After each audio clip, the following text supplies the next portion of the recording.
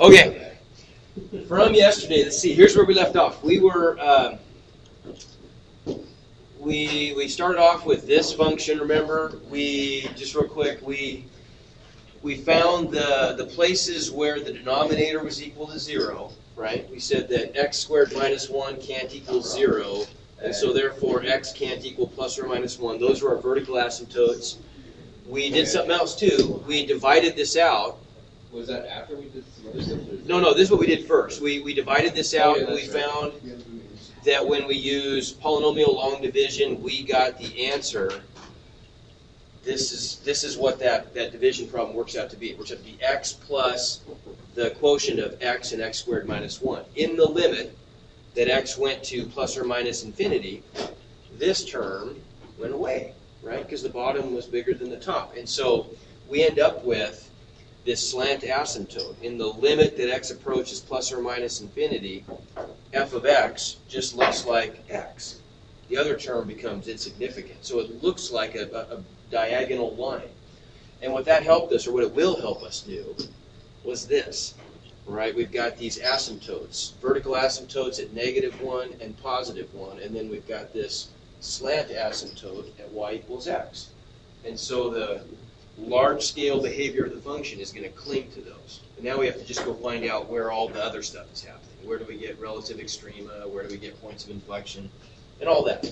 And that's where we left off. We were here. We had taken the first derivative, okay, and simplified it down to here, to a factored form.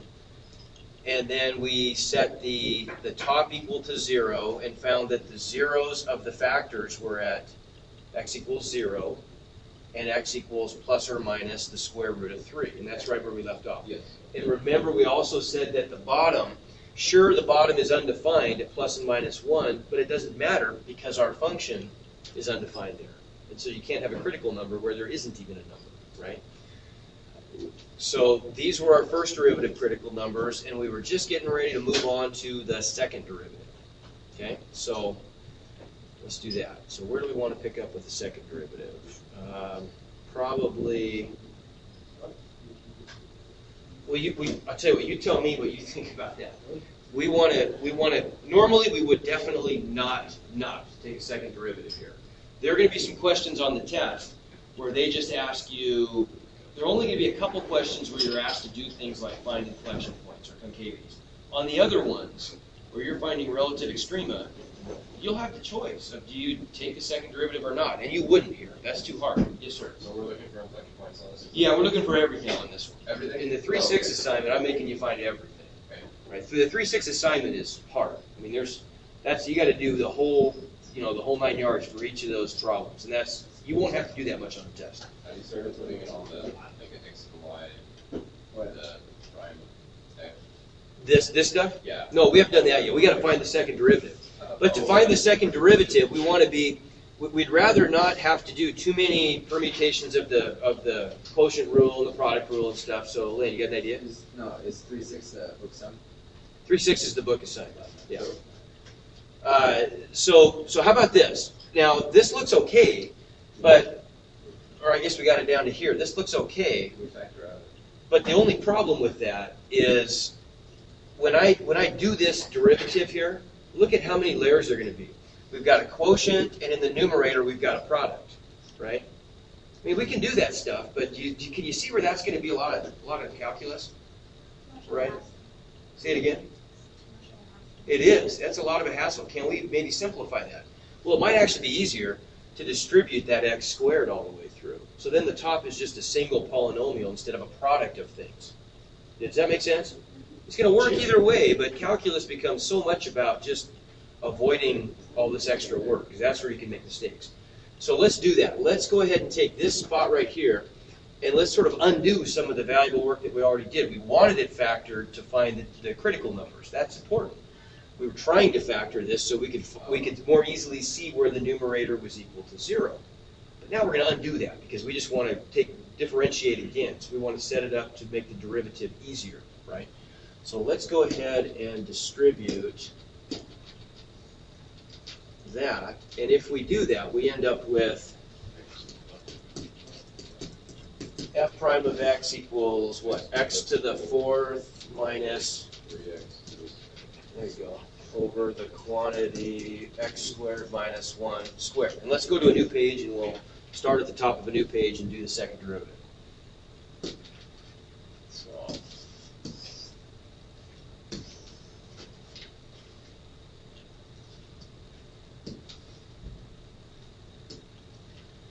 all right.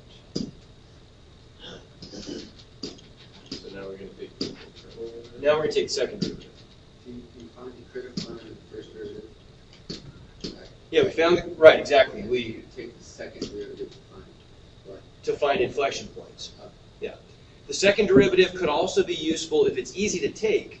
We can find what's happening at the first derivative critical numbers. You know, are they peaks or valleys? But if it's hard to do, that we wouldn't bother with that. We just use the first derivative test instead. Okay, so there's our first derivative. Let's do a second derivative. So talk me through that. We just use the quotient rule? Say that again? We just use the quotient rule? Yeah, it's quotient, isn't it? If we see that we look at what this is when we're going to differentiate, it's a quotient of two functions. So f double prime would be the bottom. Yeah, times the derivative of the top. Now, what is the derivative of the top? 4x minus 6x. 4x. Oh, to the third time. Minus 6x. Okay. Minus the top. Derivative. Yeah. Times the derivative of the bottom. Yikes. Derivative of the bottom is what? Guys, I can't even write this on one line. Wait, did you? Yeah, what's, oh, I got that's terrible. Do we have to use the What are you going to do on the bottom? How are you going to differentiate all the stuff on the bottom here? Layers. Yeah, it's chain rule, isn't it? Right? Yeah, we've got something to something squared. So the derivative of hand squared is 2 hand to the 1. Good. So the first step is going to be 2 times x squared minus 1 to the 1. And then if we peel away that layer, what's the derivative of 2x? Good. Okay, and then all that stuff is divided by the bottom squared to the 4th. Very good. Okay. So now let's try to whittle this down a little bit. Well, we're looking for like bases we can factor out. It looks like we can factor out, for sure we can take out an x squared minus 1. Let's do that. Let's get rid of that. That'll help a little bit. So x squared minus 1. And then what's left? Well, so one of those is gone. So x squared minus 1 times 4x cubed minus 6x minus, that's gone completely. So I've just got a 4x times x to the 4th minus 3x squared. Now we can probably do more, but it was nice just to get that 1 out of there. The bottom looks the same. And why not go ahead? Your key didn't work for Yeah, the door. sorry, I forgot to tell you it's the other one. Yeah, we still got in there though. Okay, So she is the fourth. Why is there a book in my If anyone needs books. So we can make that, so those go away, right? No, just total. Oh. Okay, good? We would Okay, good. We just cancel like factors Oh, okay. off the bottom. Okay, and then what else? Now it looks like we could could we factor out an x? We can take an x out. How about if I took an x away from those? Right? So I'm going to pull an x out of that term. I can pull this x out of that term. And so that helps. Then we get x on the top, and that becomes x squared minus 1 times 4x squared minus 6. And up here we're just going to get... Here's 300. wait for the Oh yeah. I took that one. Yeah. Okay? And so now the top one, we're going to have to go ahead and expand this stuff out and add up like terms. Right? Bottom, same stuff. that we had before. So let's do that. So on the top, we're going to have to FOIL this guy out. There's a lot of algebra in this, isn't there? This is a long problem. Yeah, it is. So if I FOIL this out, I'm going to get 4x to the fourth minus 6x squared minus 4x squared minus 10x squared plus 6 minus, if I distribute to negative 4, minus 4x to the fourth plus 12x squared. Okay, good. All over, same thing as before, x squared minus 1 cubed. Okay, so we can cancel, that's good. That goes away, right?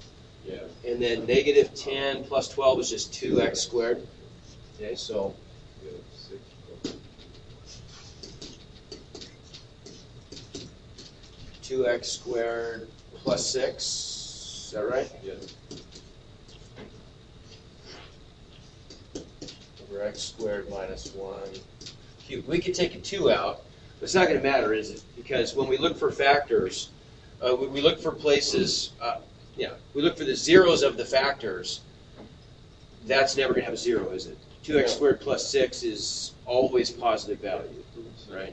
So the only one we're going to get then, there's our second derivative.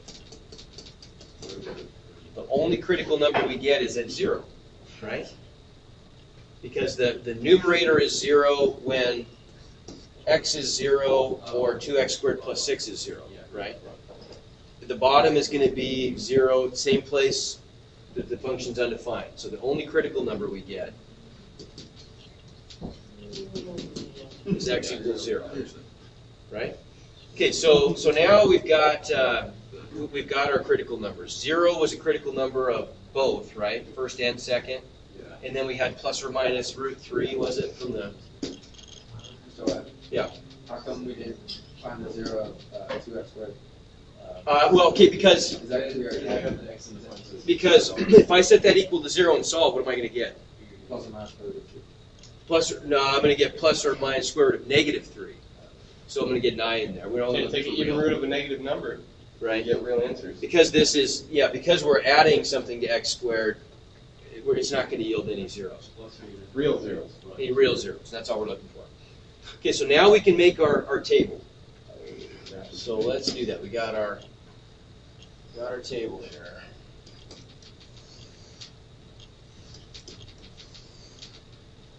Did you just make these tables up, or were you taught to use tables like this? No, these are. I used to do them vertically. I really liked them vertically because you can organize them all on the side of the page. But Change your mind. this first year I've done this. I'm trying out the horizontal. What do you like so so we'll far? see. I think it's good. What I like about it, I feel like it's. I like it going that way. I feel like the good thing is that you can see the stuff lines up with the graph. Right. So you can see where you get, you can see where exactly the x values where you get peaks and valleys and all that stuff. But the bad part is I feel like it just takes a lot of room. Yeah. So, okay, so we had at 0, negative 1 was important, right? Remember, I'm having to remember this in previous pages, but that was a vertical asymptote. Positive 1 was a vertical asymptote, and then negative root 3 and positive root 3 were first derivative critical numbers. So let's fill all that in. So we had zeros there, there, and there. We had undefined, undefined, so that means vertical asymptote. Right? And then we had a 0 there. Okay, questions on that? Does that make sense? So, And that's just all the stuff we've done. Right? so that way. These were our 3 first derivative critical numbers. That was our 1 second derivative critical number. Right? Okay. So let's just figure out. We want to probably try these out. Try the second derivative test here. Being as we did all that work and figured out what the second derivative was, let's evaluate the second derivative, the sign of the second derivative at x equals negative root 3 and positive root 3. See what we get. So here's our second derivative. What's the sign going to be? F double prime of root 3. That's going to give us positive times positive over Negative root 3. over what? positive, sure. Okay, so I'm going to get, huh? Did you say we were negative root 3? Well, no, maybe I did. We'll do both. Okay. And is it going to matter? No. Well, the only one's going to change is right there, isn't it? These guys are going to, these are both going to be positive. That's the one that's going to change. So for positive root 3, we're going to get positive. For negative, we're going to get negative, aren't we? We're going to get negative times positive over positive. Okay, so we can fill those signs in. So we got positive and negative. So that tells us something. What do we have going on here then? The 0 of the first derivative, that critical number is actually what? Happy face. Yeah. So we get a horizontal tangent and a happy face. Over here we get sad face, horizontal tangent, right? But the middle one is indeterminate. We don't know what's going on there, right? So what are we going to do there? What do we have to do to figure out what's going on here? We had critical numbers of both the first and second derivative, so we don't know. Is it an inflection point or is it an extremum? We don't know. How are we going to know? Are these now? Here's the thing you got to be careful of. In the past, we've had some examples where we'd already done some work here, and we got a positive here and a negative here, so we said, aha, it's an inflection point. Does that apply here? No, because we've got this vertical asymptote that's walling off this inside part of the function. It separates this thing, right? The behavior is totally dislocated from one side to the other side. Right? We've got to pick some test points between -1 and 1, right, and 0. We got to pick something in here to know, and then test the sign of either the first or the second derivative. But why not the second? 0.5.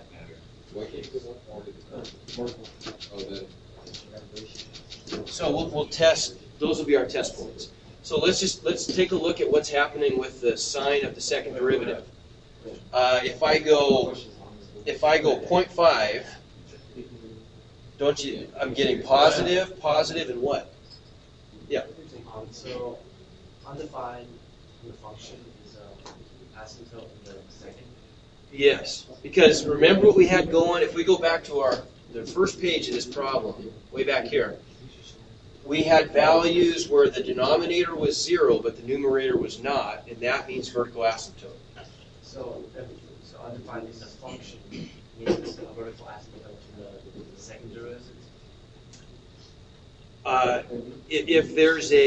If we have a place where the function is undefined, because we have a 0 of the denominator and not the numerator, that means a vertical asymptote at those x values, which means there's no function there, so you can't even, there is no first or second derivative, right, at those places.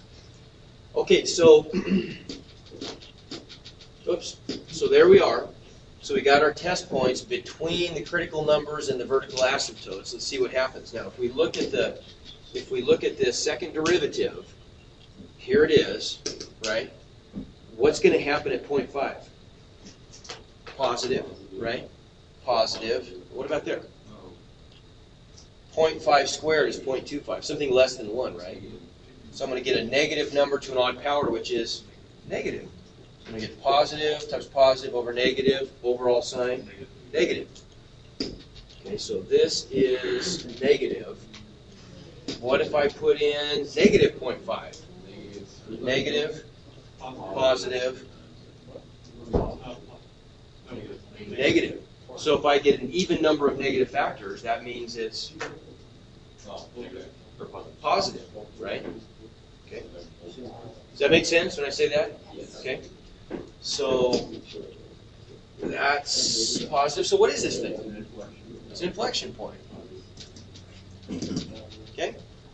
Makes sense. And we know the concavities on either side, which is handy. Okay. So that's enough for us to sketch this thing right there. Okay. Now we could go back and we could fill in. So we've got let's maybe get the values of the function, just to tie things up a little bit here. Okay. So if I put in 0 into my original function, what am I getting back? Clear back there. Looks like I'm just getting 0, right? So I get a point at 0, 0. 0, 0. There's an ordered pair. How about plus or minus square root of 3? So let's see. If I put in square root of 3, I'm going to get 3 root 3 on the top, right? Over 2, right? So 3 root 3 over 2 is just some number. I mean, what's that going to be? 3 root 3 over 2 is, so it's about 2.6-ish. So we'll just do, that's close enough. We just want to get a sketch.